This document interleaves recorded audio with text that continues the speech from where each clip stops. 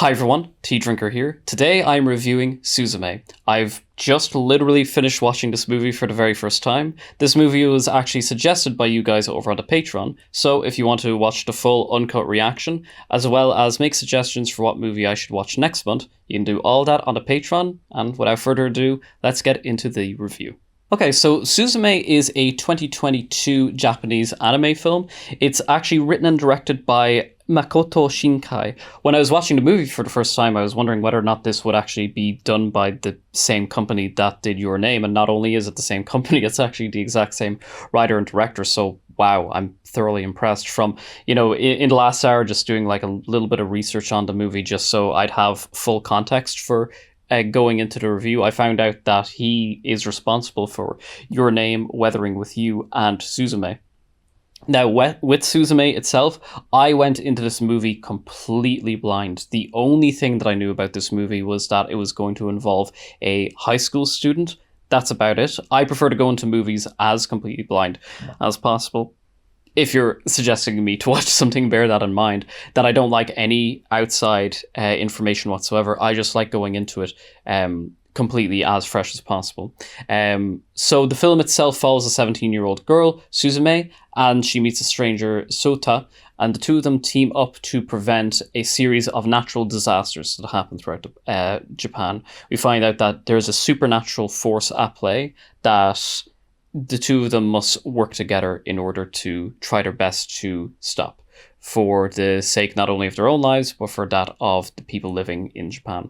I will just say as well, at the front of this, that this review itself will pretty much have spoilers from beginning to end. That's just how I plan to do these reviews. I'd imagine with this being an older movie as well, if you are watching this review, you've probably already watched the movie as well. You're just looking for someone to give their first time reaction and analysis to it. And I've got to say, I was slowly seeing it as time went on throughout the reaction. And now that I've seen the entire film, I got to say, I was extremely impressed with what this movie is, which is essentially, it's the whole fantasy, big mythological, spiritual thing. But at its core, it is just basically a road movie. Like, it's a coming-of-age movie as well, because, of course, it's a 17-year-old girl. She's trying to come to terms with the death of her mother and all the grief that happens there. And, of course, in that beautiful ending sequence, we get to see that. We get to see her interacting with her younger self and giving her the chair, and how that allows her to heal the broken child that's within her. The younger Suzume asks, "Who are you?" And she smiles and says, "You're tomorrow." And that's like just a perfect encapsulation. So of course we are getting the whole coming of age, fantasy, mythological narrative, dealing with grief, all that kind of stuff that you would associate not only with anime, but for lack of a better term to use, for kind of high anime or high art anime, in that it's able to deal with these really strong mythological, philosophical ideas. And that in and of itself is strong enough for me to be interested in a movie. But to warrant a 2-hour runtime and to, in my opinion, utilize every single minute so well, this movie pushes it one step forward, and it has a significant part of the film, basically the entirety of the second act of this movie, of just being a road movie, of her going throughout Japan. We see all the scenery of the metro, we see the cars, we see the landscape, we see the boats, the cruises. We're introduced to a local family who own a bar, and they have the karaoke nights happening. We see her hitchhiking. It's like the very first time I've ever seen someone hitchhike in a Japanese movie before. I don't know why. It's something that doesn't seem to be ubiquitous to a lot of other films, but be that as it may, it was my very first time seeing that. We see all these interactions of her with the so-called common folk.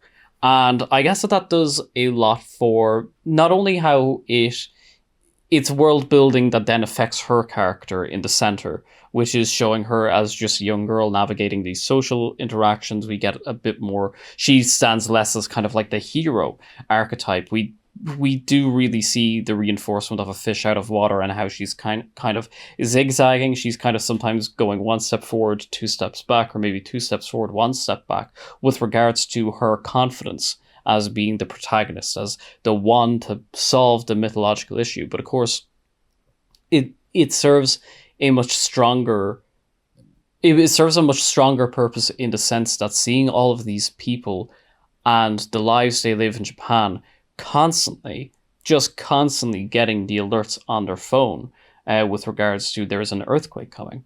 One thing that I read up on when it came to the production section of the Wikipedia page for this is that according to an interview that's then linked at the bottom of the Wikipedia page, Shinkai said before that with the first two movies, I haven't seen Weathering for You yet, and I'd be interested in seeing it, but with the first two movies he was interested in the idea of a comet because it seemed to be quite analogous to the everyday lives of Japanese people, and of course the past tragedies and traumas that come when you are living in an island that is ravaged by natural disaster.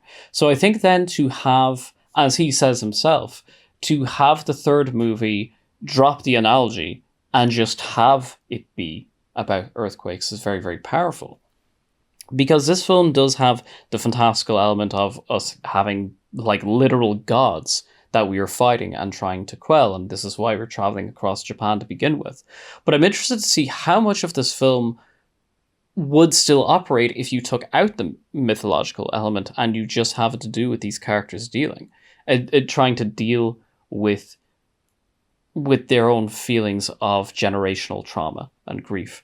I think that what makes this film so strong, and I'm sure most people will be in agreement with this, and this isn't necessarily to talk even about the quality of this individual movie. It's just talking about on a fundamentally pragmatic and premise level, what makes this sort of story so strong is to have a story about something that is as intangible and confusing and messy and something as elusive as the grief of a past self and what it means to be a past self. To have something like that encapsulated in something that is visual and something that you feel like you can grab onto, which is the spiritual, mythological presence of the movie. And of course, this movie is not only is the movie not the first one to actually do something like that. Anime and cinema itself isn't even the first medium. I mean, all of this is so spiritual. It is the basis of all mythology, how you fight against the so-called evil spirit within you. What's interesting about this movie is that it doesn't necessarily go into something as clear-cut as... This doesn't really feel like a good versus evil movie in that traditional kind of sense. I think that what allows this film to be so strong is that for all the fantastical elements of it, and for all the kind of world building around it, the movie does tend to have its cake and eat it too. It has its cake and eat it too in the sense that we get this fully constructed character arc for Suzume, that this is a girl who, yes, she's trying to stop the earthquakes in Japan, that's the external conflict, but it's about her trying to deal with the pent-up sadness that she has had to carry with her for so many years, and indeed the pent-up sadness that her aunt has had to carry for so many years. Like, regardless of the fact that the aunt throughout that monologue was being haunted by the ghost, not by the ghost, by the god at that time, by the second cat. It's Shi Daijin, if I'm not mistaken. That's the name of the second cat, the black cat. Regardless of to whatever degree the aunt is cursed in that moment, and that's why she's saying what she's saying, it's such this moving moment of the aunt who has clearly struggled for so many years in dealing with her grief and not being able to deal with the grief, because how could your grief come first when it is this child that you're supposed to look after? But the fact that the child isn't really hers, it's just a child that she adopted, means that there's always going to be this level of not even cognitive dissonance, just actual emotional distance. I think that there's a lot of the resentment that the aunt has towards Suzume is as a defense mechanism, because if you don't have anger, well, then you have sadness, and that in and of itself is too overwhelming. Then meanwhile, you have the character of Suzume, who only has sadness. So for her, feeling the anger is going to be a sense of empowerment. Whereas then for her aunt's anger is just going to be complete disempowerment, because of course she's screaming and saying, "I never want to see you again." But then she just resolves in a torrent of tears because of how weak she feels as a result of all of this. So be that as it may,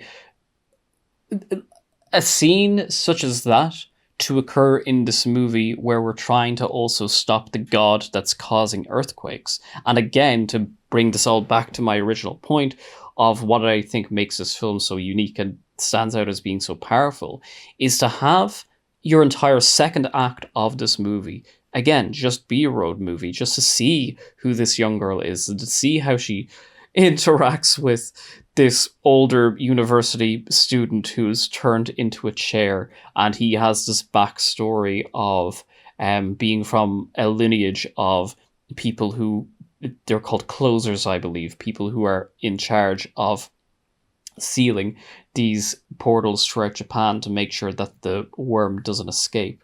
To have the film not only have such a, I think the main thing I'm trying to get at basically is, with a film such as this, as well as a film such as Your Name, and indeed in certain regards to A Silent Voice, which I've also reacted to on this channel, but really just with this movie and Your Name, is that it's able to tell the traditional story so incredibly well. It's able to go beat by beat by beat by beat. You're able to see, you have a general idea of where the movie is going to end up from the very beginning, but you're still kind of on the edge of your seat with regards to what exactly is going to happen.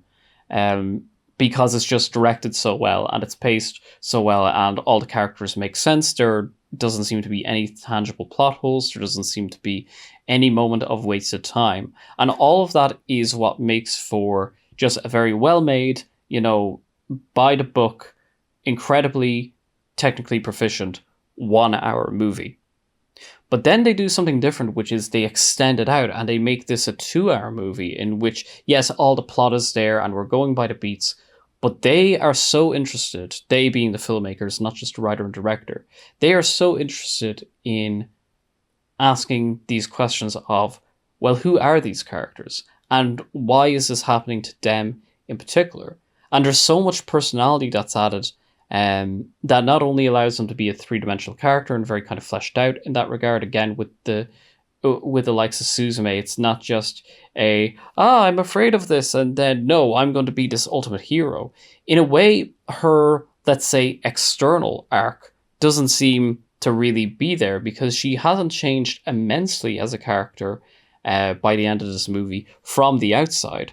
But on the inside, she has changed in a way that is so personal. It's not about her, deciding that she is the boy who lived, that she is the wizard who has changed so much in that regard.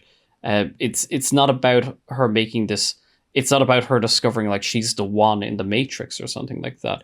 It's a story fundamentally about grief and about learning to, for lack of a better term, to just have the key in your own hand, that it is you who opens and closes the door of trauma within oneself.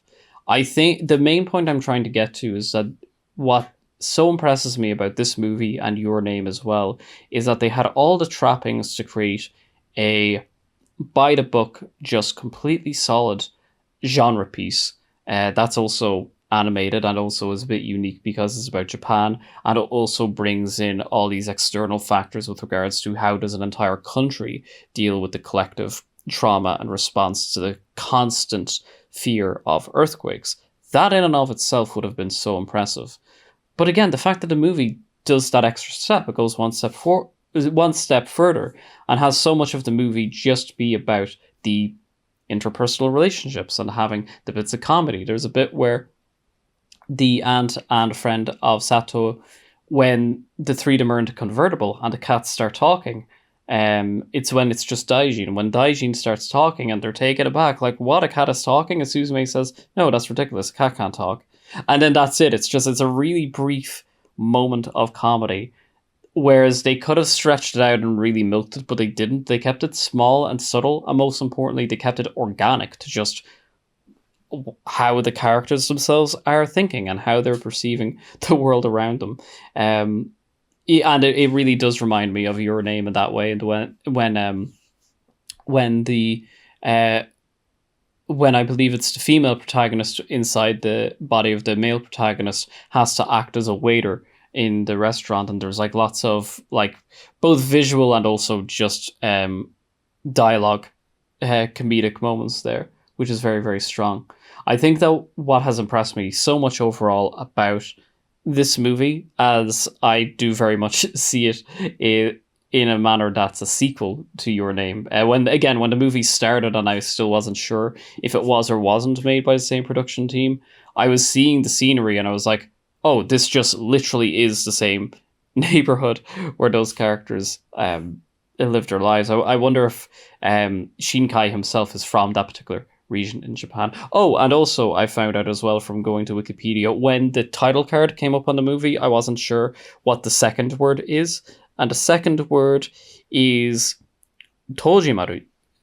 Tojimari, which means fastening the doors. So it's Suzume's fastening the doors, or Suzume's locking, like locking the door. That's like the full title. So now I know that. I think I'm going to leave the review there. This is a movie that I thoroughly enjoyed watching and talking about. I don't know if I necessarily have to do like a whole beat by beat by beat, section by section by section analysis of the film. I think that, well, for one thing, I think that anyone watching this movie would have a pretty clear idea as to what the 3-act structure is. I mean, the characters are like literally going through portals to a different world when Soto turns into a keystone himself. I think anyone with any kind of fundamental knowledge of screenwriting theory would understand that as being the midpoint. Like, the character gets what they want and paid a price in the way that is extremely visual. I did just want to speak finally on the production for this, and a lot of this carries over from what I was talking about Your Name. But if you haven't seen Your Name but you've only seen Suzume, then I would say that you're going to get the same experience if you do watch Your Name, with regards to just how stunning everything looks. It's the mix of traditional and contemporary art forms, not just with the combination of 2D looking versus very 3D looking animation, but also just with regards to, there's moments where like bits of the scenery, it's not exactly watercolor looking. I don't mean it like that, but it still kind of has that watercolor kind of, let's say, 2.5D digital art design, if you know what I mean. And then there's other moments where it's so kind of digital and contemporary looking that I think that, even knowing that the movie is so spiritually based and mythologically based, and Earthquake is something that has defined the history of Japan, and people are getting updates for it on their smartphone, or even just the idea that Daijin himself as a god is showing up on people's Instagram feeds, that dichotomy, the way it's mirrored by the art production in the movie itself, was a real joy to see. I enjoyed the music to it as well. It was quite varied as well. There's towards the start, you kind of had these really kind of foreboding kind of chugga chugga chugga music going on in the background. But then there's moments where like the music actually reminded me of something of Cowboy Bebop. It's towards the beginning where Suzume is running off on her adventure with Satao, who's now turned into a chair, and the music going on is kind of like a little bit more kind of, it has like that jazzy kind of very free feeling to it. Then you can even look at a moment where Sato's friend, forgive me for forgetting his name, where he's driving in the convertible and we're getting this massive kind of like pull out wide shot, and he's just singing in the convertible when that's happening. I like just those moments of levity, both of the music and of course the story itself complemented each other very, very well. So I think that's where I'm going to leave it. I'm not giving this movie a score, because I do not believe in giving movies scores, despite the fact that one half of my influence for even having a YouTube channel is Anthony Fantano from The Needle Drop. It's where the forever in Tea Drinker Forever comes from. It suits him very, very well for exactly what he's doing. And he was a journalist long before he even began YouTube, and now he's been doing YouTube for over a decade now. I think that just for me, because again, I see it with his channel, is people get so caught up in just finding out what the score is and then just leaving it at that. They want to live in two extremes of is something good or is something terrible, just black and white with nothing in between. And personally, I think that movie criticism, particularly with YouTube movie criticism, it deserves better. It deserves to have something a bit more kind of fleshed out and nuanced. So I hope that this review has done that. I think with this review, I've very much been outlining what is it specifically about this movie that I like, given that I already know the genre that it is going to be. And I hope I've been able to get that across, what it is that, for me, makes the movie so powerful and kind of so unique. I would very much like to see more from this director. I know that Weathering for You is the movie in the middle, so I'll check that out, how much I'll like that compared to Your Name. And Suzume, I'm not entirely sure. I know that it is meant to be the saddest of the three of them, but that's the only thing I know about. I don't know anything about. I think maybe it's about a stone, because I'm thinking about a stone being weathered. Possibly not. But in any case, I definitely would like to see more from. I'd love to see this director. What's his name again? Shinkai? Makoto Shinkai. I'd love to see more from him in the future, because I think he has a very unique style, and he's very, very interested in the psychological ramifications of the character's actions and the emotional stuff, because the emotional stuff above everything else is what I love about movies and TV show and anime. Even though I still have to finally finish it, and I might even start rewatching it from the very, very beginning and do reviews for it. Something like Violet Evergarden, completely up my alley. Because from what I watched of that show so far, it was telling something very traditional, very conventional. You can kind of see where the arc is going, but it's just done so well, and they spend so much time focusing on the personalities of the characters and just who these characters are, that it made it a very enthralling watch, similar to Suzume. So I think that is pretty much it. If you've watched this far into the review, I want to thank you so much for spending the time to do so. I absolutely love being able to do this. It is my goal now with the channel to make this a predominantly review-based channel. As much as I did like doing the reactions, I just feel as though, because I'm currently working full-time and I am the person editing these videos, the turnaround time for making a video, if I were to edit it in the exact way I want, where I'm trying to keep in as much of the scene as possible in the screen, but also me talking, for me to do that with every single video to the exact degree that I want, it's just unfeasible, and it is what led to me, on top of, unfortunately, health issues, it did lead to a great sense of burnout, in the sense that all the time that I was spending editing something to make sure it would work for YouTube is time that I could just spend recording something else and subsequently reviewing something else and giving my thoughts. So be that as it may, if you are one of the handful of people to have made it to the very end of this review, I want to thank you so much for doing so and for your continued support of the channel, whether you are a patron or just someone who's here to watch me to the very end and hear what I have to say about this art form. I very, very much appreciate it. Arigato gozaimasu. Thank you so much for watching.